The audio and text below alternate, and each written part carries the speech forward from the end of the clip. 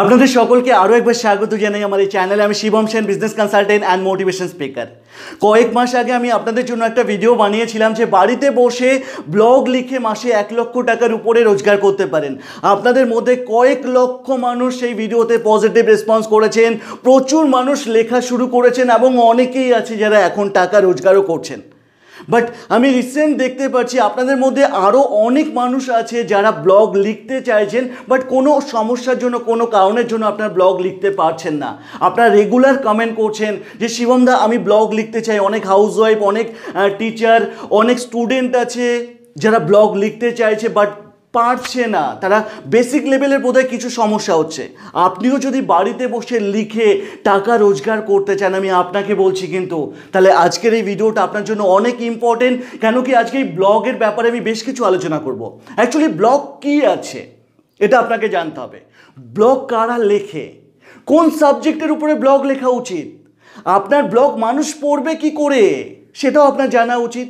Blog থেকে আপনি কিভাবে টাকা রোজগার করবেন, এই পয়েন্টগুলো নিয়ে আজকে ডিটেলস আলোচনা করব। বাট শুরু করার আগে আমি আপনাকে বলতে চাই, প্রথমবার যদি আমার চ্যানেলে থাকেন না, প্লিজ ভিডিও ভালো লাগলে লাইক করবেন এবং যদি এখনও সাবস্ক্রাইব না করে থাকেন চ্যানেলকে সাবস্ক্রাইব করবেন। দেখুন, ব্লগ জিনিসটা কি আছে সেটা আপনাকে বুঝতে হবে। 2007-08 এই সময় থেকে ব্লগের কনসেপ্ট আসে ইন্ডিয়াতে। ব্লগ হচ্ছে লেখা। এবার আপনি বিভিন্ন সাবজেক্টে লিখতে পারেন, সেটা আর্টিকেল হতে পারে, কোনো স্টোরি হতে পারে, কোনো কোম্পানির ডিটেলস হতে পারে, কোনো প্রোডাক্টের সম্পর্কে আপনি লিখছেন, কোনো বিভিন্ন কোম্পানি বিভিন্ন প্রোডাক্ট আছে সেই প্রোডাক্টের রিভিউ দিচ্ছেন। আপনি কিছু শেখাতেও পারেন, আপনি রান্না শেখাচ্ছেন কীভাবে মাছের ঝোল রান্না করতে হয়, আপনি সেটা শেখাচ্ছেন বলতে লিখে শেখাচ্ছেন যে মাছের ঝোল রান্না করার জন্য এই মশলা লাগে, ইনগ্রিডিয়েন্টস এটা লাগে। সেরকম আপনি ডিজিটাল মার্কেটিং শেখাতে পারেন, আপনি ওয়েবসাইট কিভাবে তৈরি করতে হয় সেটাও লিখে শেখাতে পারেন। এই লিখে লেখাটা এটা হচ্ছে ব্লগিং বলা হয়। যেরকম আমি ভিডিওর মাধ্যমে শেখাচ্ছি, আপনি লিখে শেখাবেন।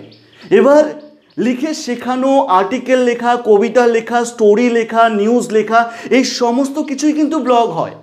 আর আপনি কি লিখবেন সেটা আপনি ঠিক করবেন যে আপনার কোন সাবজেক্টে লিখতে পছন্দ হয়। আমি একটা সুন্দর উদাহরণ দিচ্ছি। বেশ কয়েক মান্থ আগে আমি একটা ব্লগ পড়েছিলাম। একটা মেয়ে প্রেগনেন্ট ছিল। সে প্রেগনেন্সি থাকা অবস্থায় তার প্রথম মাস থেকে 9 মাস একটা দিনের যে এক্সপিরিয়েন্স সে লিখে শেয়ার করেছে মানুষের সঙ্গে। আমার ভীষণ ভালো লেগেছিল। প্রত্যেকটা দিনে সে কী করতো না করতো ডিটেলস লিখতো এবং প্রচুর মানুষ তাকে ফলো করতো।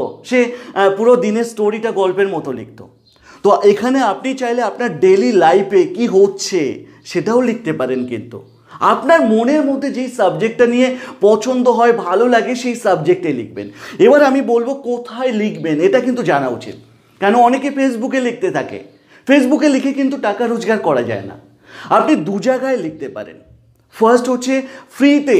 যদি আপনি ফ্রিতে ব্লগ লিখতে চান তাহলে গুগলের নিজস্ব একটা সাইট আছে, ব্লগার বলে একটা সাইট আছে। সেখানে আপনি নিজস্ব একটা অ্যাকাউন্ট করে নিলেন। আপনি একটা নিজস্ব অ্যাকাউন্ট করবেন, সেই অ্যাকাউন্টে আপনি রোজ কিছু না কিছু লিখবেন। অর্থাৎ সবার প্রথমে গুগলের ফ্রিতে একটা সাইট, সেটা হচ্ছে ব্লগার থেকে লিখতে পারেন। আর সেকেন্ড হচ্ছে আপনার নিজস্ব একটা সাইট করতে পারেন।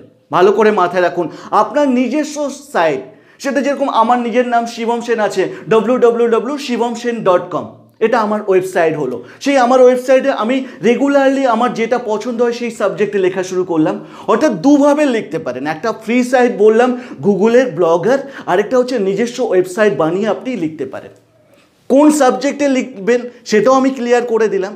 এবার আপনার মনের মধ্যে প্রশ্ন হতে পারে, শিবমদা আমার ব্লগটা মানুষ পড়বে কিভাবে, মানুষ জানবে কিভাবে, মানুষকে জানাবেন। এবার জানানোর জন্য সহজভাবে বলি, আমরা কিছু যখন সার্চ করি, সার্চ করতে থাকি, গুগলে সার্চ করতে থাকি, টাইপ করতে থাকি। আপনি টাইপ করছেন catering service in Kolkata, Jadavpur. তো দেখবেন যখনই ক্যাটারিং সার্ভিস ইন যাদবপুর দেবেন, বেশ কিছু ক্যাটারিং কোম্পানির নাম চলে আসবে। আপনি কোভিড কারেন্ট নিউজ দেবেন, কোভিড কারেন্ট নিউজ দিলে দেখবেন প্রচুর ওয়েবসাইট চলে আসবে যেখানে কোভিডের নিউজটা আপনি দেখতে পাবেন। তো আপনি একটা ইনপুট করছেন, আউটপুট আসছে। ওই ইনপুট করছেন, আউটপুট আসছে, এটাকে বলা হয় SEO, search engine optimisation. Search engine optimisation, অর্থাৎ ভেতরে একটা ইঞ্জিন কাজ করে, আপনি যেটা ইনপুট করছেন সেটা ইঞ্জিন কাজ করে আপনার সামনে ডিসপ্লে করে।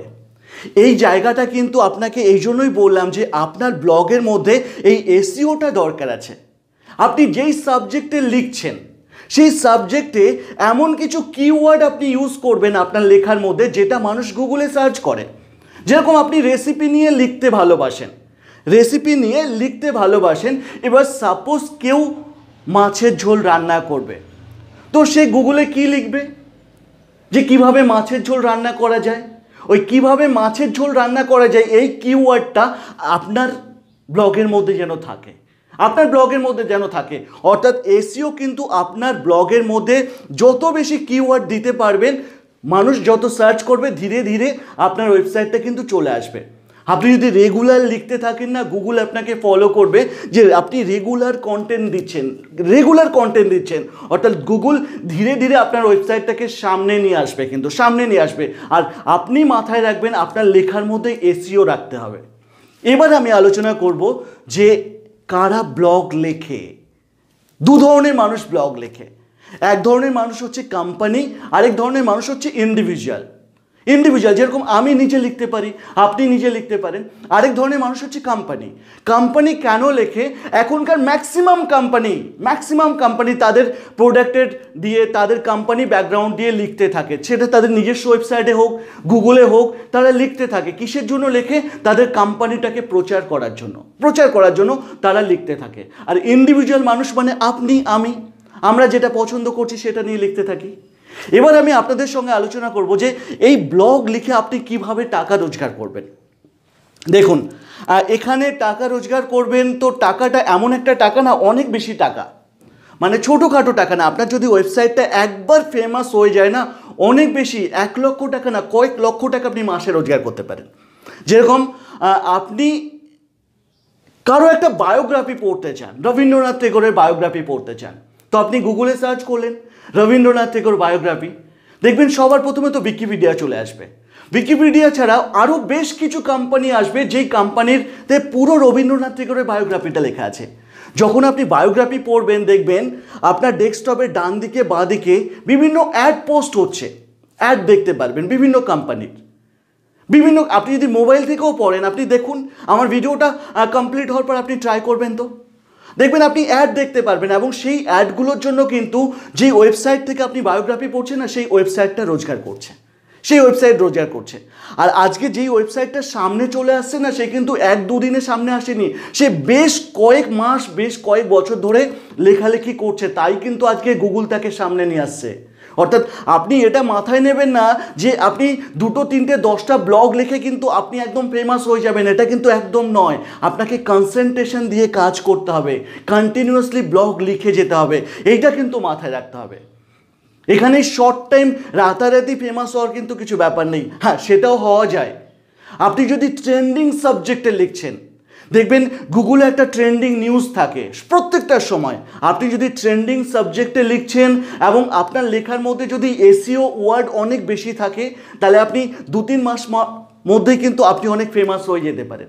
বাট আপনার ব্লগ যত বেশি পড়বে, গুগল আপনাকে ফলো করবে যে আপনার ওয়েবসাইট লোকে দেখছে। যখন আপনার ওয়েবসাইট লোকে দেখছে, গুগল আপনাকে পারমিশন দেবে যে আপনিও চাইলে আপনার ওয়েবসাইটে একটা অ্যাড লাগাতে পারেন। এই অ্যাড লাগানোর জন্য কি করতে হয়? গুগলের অ্যাডসেন্স অ্যাকাউন্ট ওপেন করতে হয়।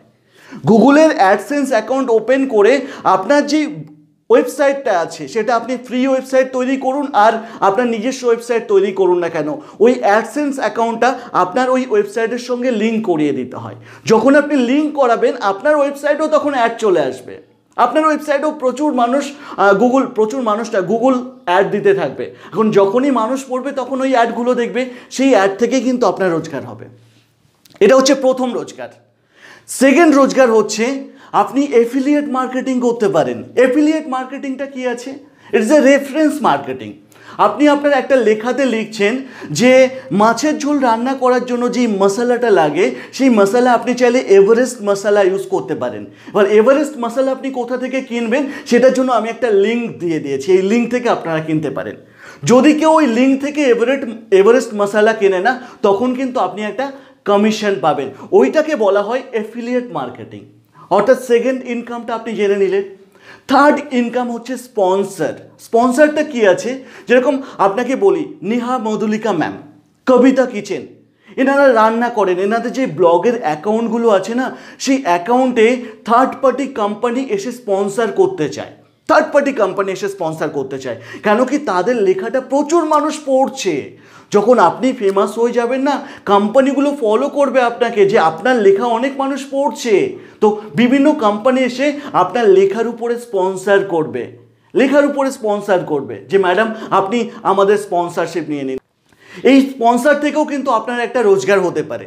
তো এই 3 রকমভাবে আপনি রোজগার করতে পারেন। এছাড়াও আরও রোজগারের ব্যবস্থা আছে, সেটা যদি ডিটেলস আপনি আরও জানতে চান, আরও বেশি সিরিয়াস থাকেন, যদি কোনো সমস্যা হয় আমার সঙ্গে এসেও কথা বলতে পারেন, আই উইল হেল্প ইউ। আর যদি নিজস্ব ওয়েবসাইট বানানোর জন্য কোনো দরকার হয়, সেক্ষেত্রেও আপনি আমাদের সঙ্গে যোগাযোগ করতে পারেন। আমার অফিসের ছেলেমেয়েরা আপনাকে প্রচুর হেল্প করবে, আমি বলছি আপনাকে পুরো হেল্প করবে। আপনারা যে এতটা সময় আজকে আমাকে দিলেন না, দ্যাট ইজ এন মন থেকে আপনাদের অসংখ্য ধন্যবাদ জানাই। যদি ভিডিওটা ভালো লাগে আরও কিছু মানুষের সঙ্গে শেয়ার করুন, আরও কিছু মানুষের সঙ্গে শেয়ার করুন। আপনি লিখতে পছন্দ করছেন না, হয়তো আপনার পরিবারের কেউ লিখতে পছন্দ করে, তার সঙ্গে তো শেয়ার করুন, ফেসবুকে শেয়ার করুন ভিডিওটা। পজিটিভ ভিডিও শেয়ার করবেন তো আপনার নিজের উপরে একটা পজিটিভ ইমপ্রেশন আসে। যদি এখনও চ্যানেলকে সাবস্ক্রাইব না করে থাকেন তো চ্যানেল সাবস্ক্রাইব করুন। আবারও দেখা হবে নতুন ভিডিওর সঙ্গে। ভালো থাকবেন আপনারা সবাই। জয় হিন্দ, বন্দে মাতরম।